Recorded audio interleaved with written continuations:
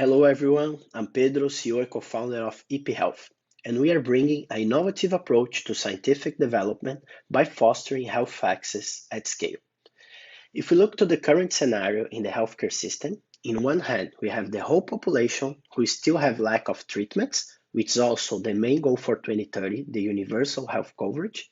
In the other hand, we have scientific companies who have those treatments on market and develop new treatments, but in both ways, they are struggling to reach people at scale, and they spend billions of dollars trying to do so.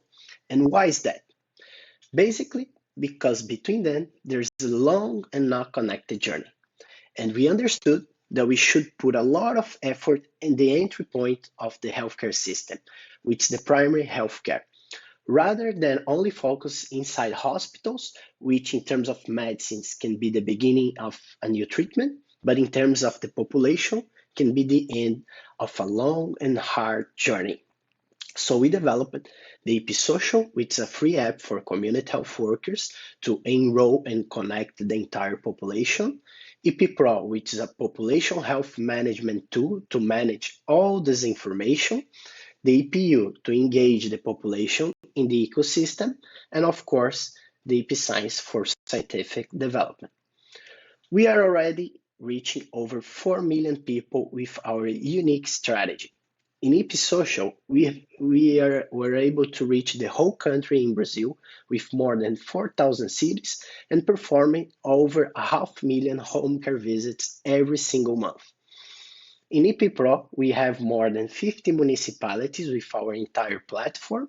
In epU, we just launched and hit the #1 launch in Brazil. In epScience, we are already partnering with global pharmaceutical companies and leading academic research organizations. We have some important international recognitions such as UNAIDS, Medical Congress, Development Bank, governments, and private companies.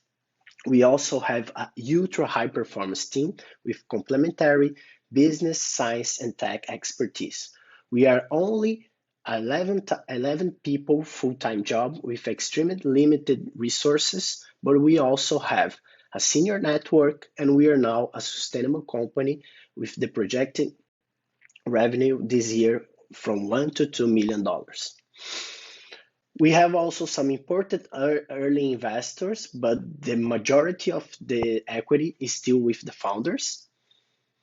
And if you look at the current landscape, epHealth has by far the most cost-effective way to reach people at scale.